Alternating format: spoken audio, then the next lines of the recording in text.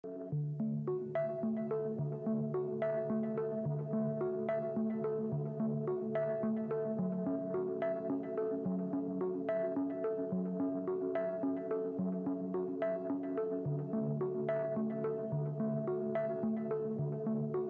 name is Jim McNeill.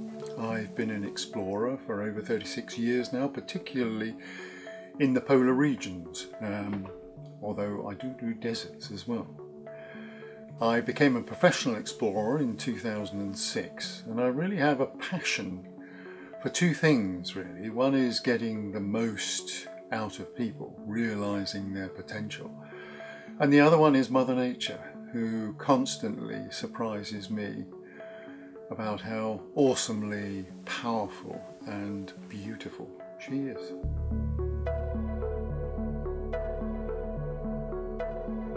My first foray into the polar regions was 1984, courtesy of the military. In fact, I was a trained mountaineer and the military took me over to Norway, and I very quickly became one of their Arctic experts, I suppose, whatever an expert is.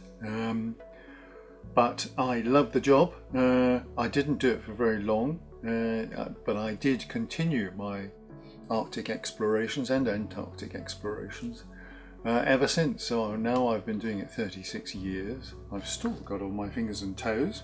And in 2001 I became a fireman. I was a fireman, and I wanted to really inspire others. Like I'd been inspired when I was 16. When I was 16, they sent me to an outward bound school, and in that outward bound school there was a fantastic library of daring do stories of Scott and Shackleton and Young and all sorts of people who during the heroic era really took exploration to another level.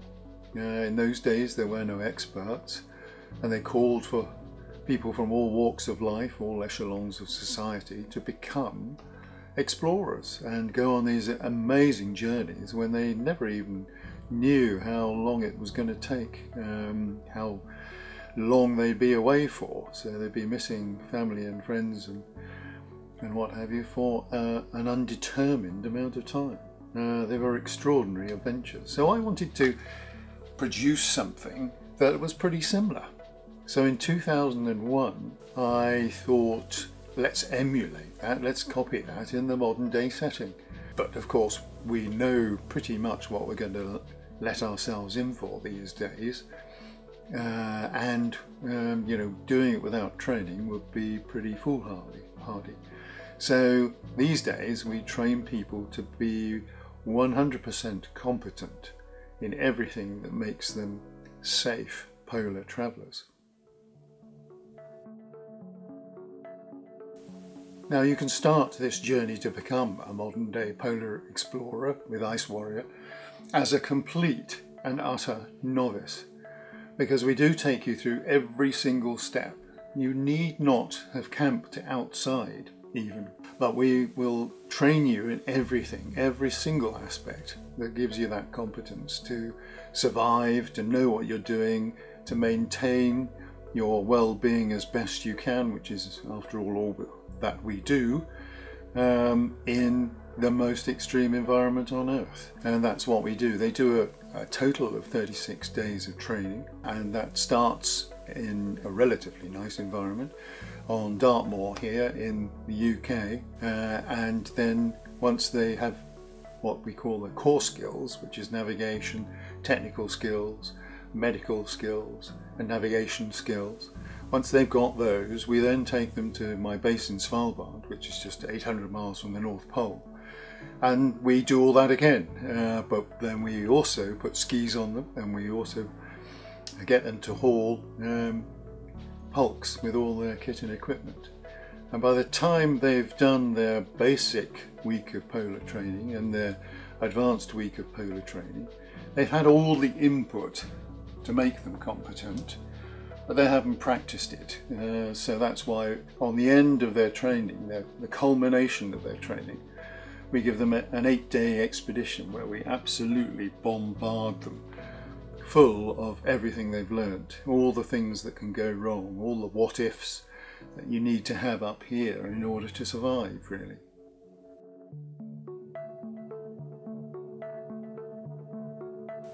Many people who enter the process think it's all about fitness, and in fact it's very little about fitness. You do have to have a certain level of fitness, but I always say it's 70% up here and 30% down there, and you can always train the 30% down there. The most important thing is to have the right mindset and to have the right characteristics, those good egg characteristics that make you a wonderful team player, able to cope with anything that you come across or you're confronted with in a really competent and efficient manner. And you're a nice person. I love watching people come off the plane for the first time, experiencing their -40 for the first time perhaps, and the first thing they do is breathe in through their nose like this, and they go because the air is so cold. They feel their eyes icing up. Their face gets very, very serious because immersing yourself in very negative temperatures, is a life-threatening situation.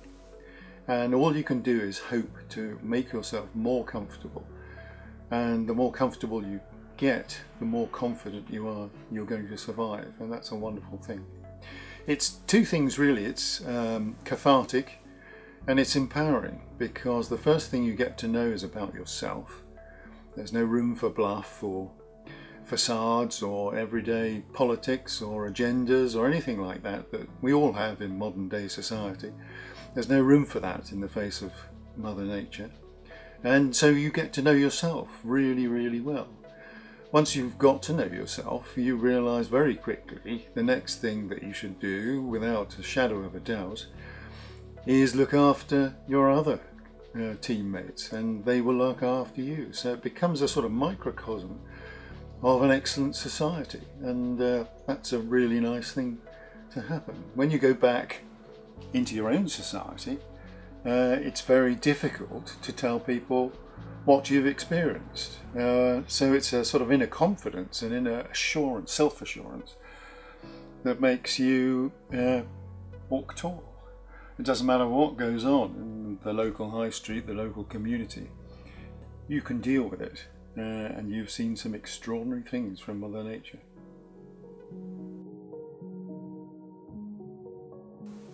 Personally, I get enormous satisfaction and fulfillment from training these people.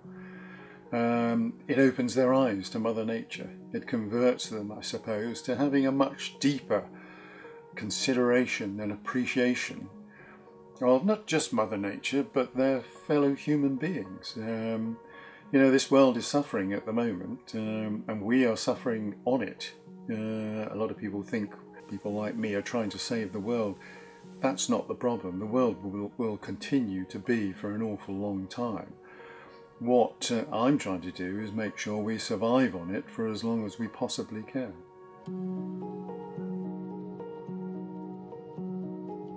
So Ice Warrior's been going since 2001. We've had 7 major expeditions. Our 8th major flagship expedition is what we're recruiting for now, and believe it or not, there's one North Pole that no one has ever been to, and that is called the Northern Pole of Inaccessibility. There have been plenty of people who have tried and unfortunately have not succeeded. So it's the last world first, true world first, in terms of polar expeditioning. Does that float my boat? No, it doesn't at all. But the pragmatist in me says if we've got a last world first, then we've got media attention. If we have media attention, then we've got a very good chance of getting good sponsors on board that want to be part of this process. What actually floats my boat is the scientific transect that we'll be doing from the edge of the Arctic Ocean to the centre of the Arctic Ocean, which is the definition of the Northern Pole of Inaccessibility. Along that transect we will be measuring the sea ice in its parameters in every way, shape or form we can possibly. we have a lack of understanding about how sea ice breaks up and how it rejoins. So without that understanding, predictions about potential catastrophic weather conditions as a result of having no ice left become very inaccurate. So that's the most important thing we'll come back with. The second thing we'll come back with is a good idea of weather. We have no idea, no real idea of what's going on weather-wise, and all the patterns, the models that they have are again inaccurate because of basic ground data, ground truth data that we'll be gathering and feeding back to our meteorological partners. The third thing will be polar bears. We'll be measuring polar bears as we come across them.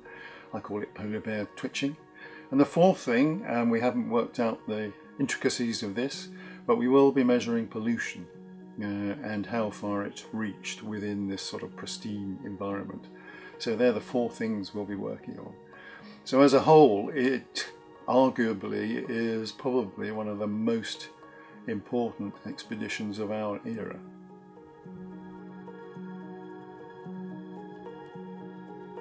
Now, for what I have dubbed Last Pole, we are actually recruiting right now. We've got about half the team, but I need another 20 odd people.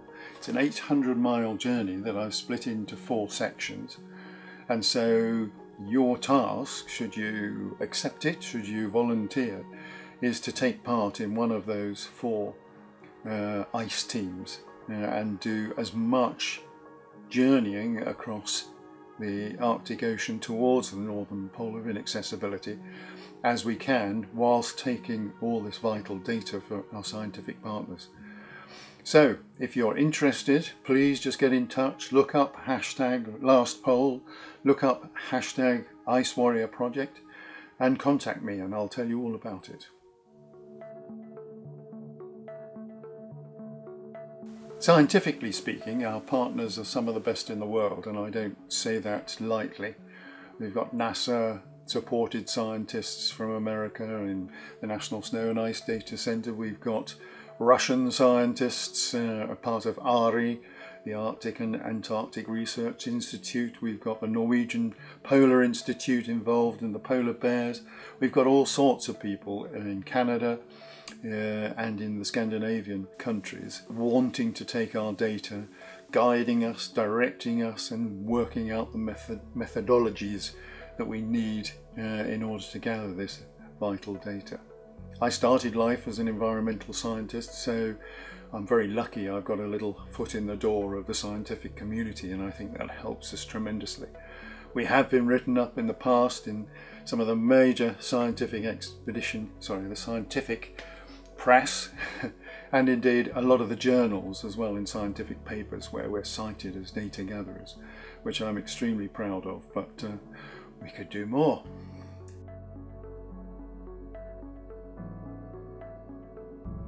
I think with things like this world pandemic, or any tough situation really, resilience comes out.